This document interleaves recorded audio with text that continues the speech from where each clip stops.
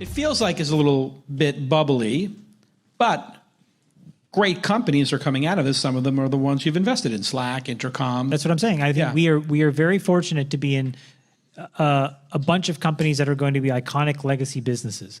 What I'm saying is the next, $250 million check I want to write, I'm more likely to just buy a company outright or give that $250 million to a company that isn't looking to raise it, but rather is like their last post was at 20 million and say, hey, listen, what you're doing is really kick-ass. It's probably going to take 25 years. Here's 250 million based on these milestones. Check in with me when you need the extra money. Because quite honestly, I think that's a healthier way. I think you'll be more impactful. And I think, again, for me, I will not be a part of this charade anymore. I don't know. And I think the charade is dangerous. And it's particularly dangerous to these companies. It's very, very dangerous to you as founders. Because again, at some point, the whole grow, grow, grow at all costs runs out of juice. You can no longer acquire at a certain point profitably in Google, Facebook, and Amazon, right? Your LTVs will get out of whack, right? Your gross margin positivity, all of a sudden, gross margin negativity. I mean, forget about net profitability. These are fundamentally broken business concepts. They don't work. They only work if the money never stops. But the money never stops until as much time as people can raise new funds. And that's predicated on people marking up old deals. You see how this whole thing, at no point is there anything that comes back to you, the entrepreneur, that says, what's your true core product market fit and is it working? It's not part of the conversation. That is extremely dangerous.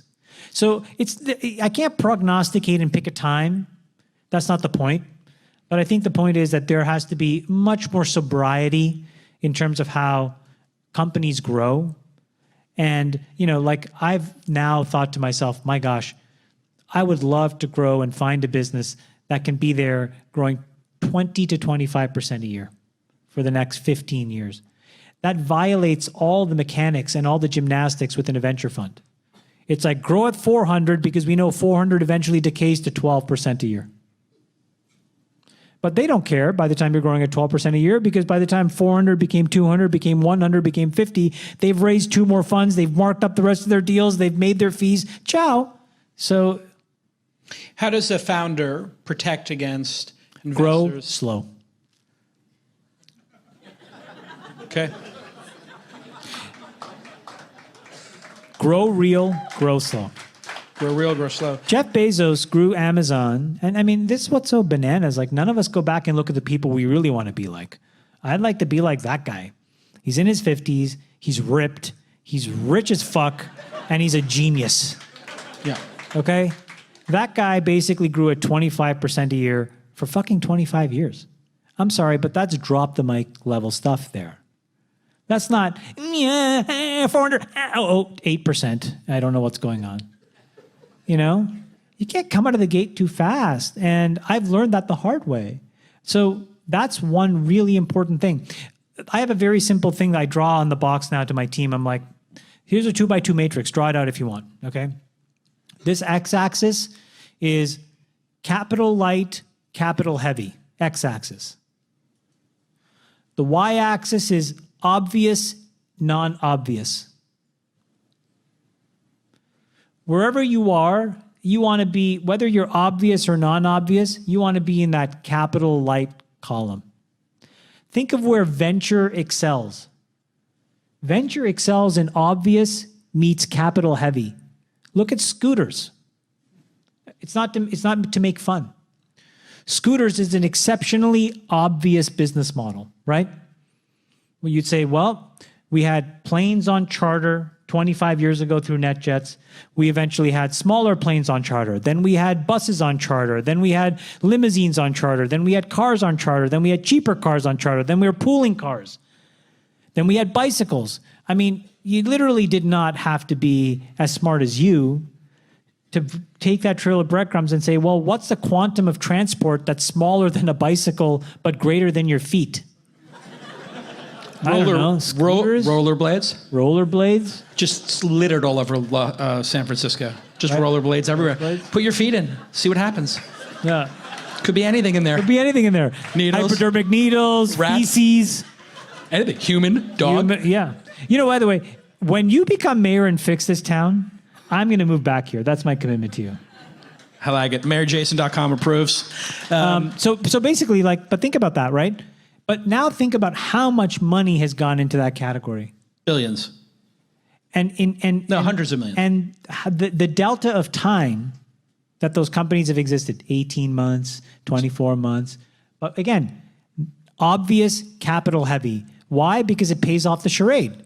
Get it in there, fire it in, buy some ads, blah, blah, blah, grow so fast, get somebody else, put some more money in, fire some ads, buy some growth, blah, blah, blah. Jesus Christ. I mean, like, is that how great businesses get built? In my opinion, probably not. Then you have people like Elon, and he's like, well, I'm going to do the other thing, which is like capital heavy, non-obvious. And basically, unless you're as smart as he is, it's the dumbest thing to do. Rocket ships, cars, electric right? cars, power walls. Then I would say there's the rest of us. And I would say non-obvious or obvious, you're not going to know a priori, but capital heavy, capital light, you can control. And I love this idea of things like, for example, we're incubating a company right now, which I just absolutely fundamentally love. It is in a non-obvious space that is extremely capital heavy. And our approach is basically unbelievably obvious to us because we come from the internet, and it's exceptionally capital light. Think about it as, you know, it takes $2 billion to launch a product. And, you know, that $2 billion, because of how much it costs, you need like 20,000 customers. And we go off and we find those 20,000 customers for $2,000.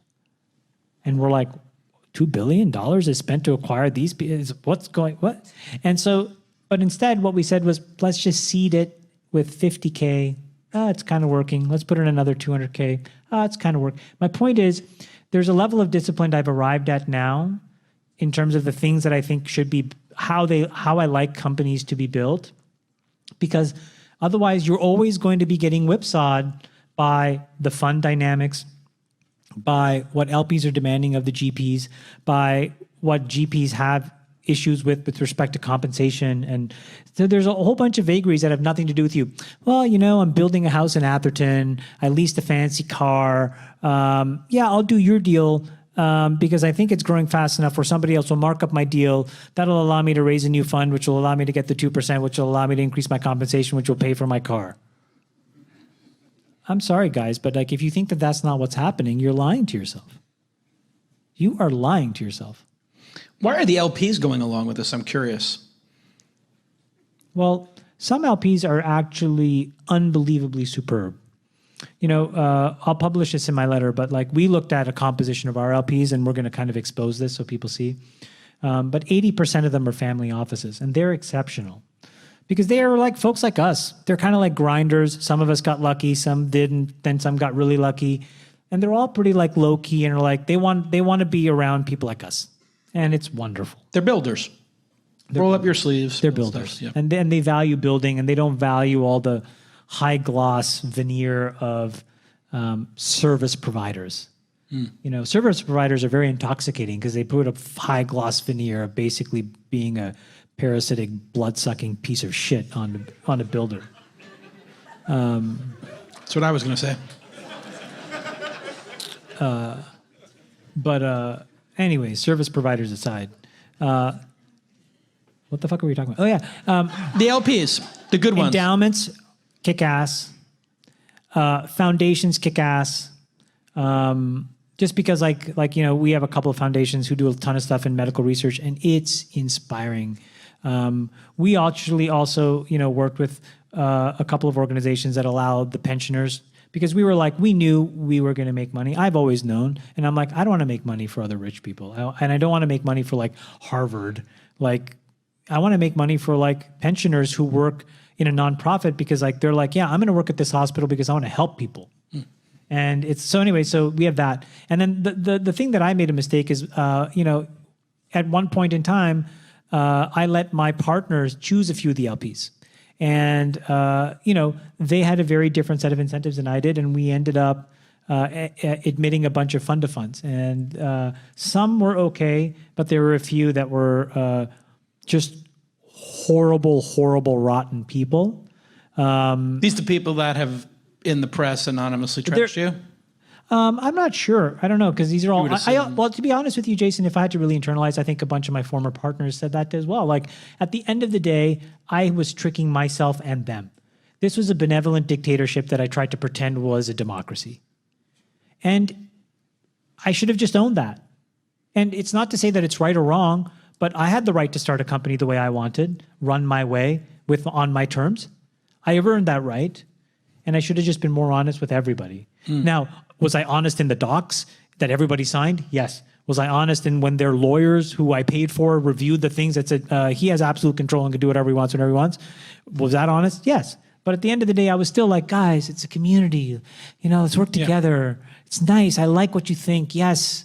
But then when push came to shove, big decisions, I was like, sorry, we're doing this. Sorry, we're not doing it. Right. And that's not for everybody. And it was for me. And so, those guys really chafed at that. Yeah. But yeah, like the people that are sniping, at the end of the day, press is there to basically, you said this incredibly well. It's about criticism. And criticism is two things. The positive way that I took criticism is, what did I do wrong and how do I make myself better as a human being?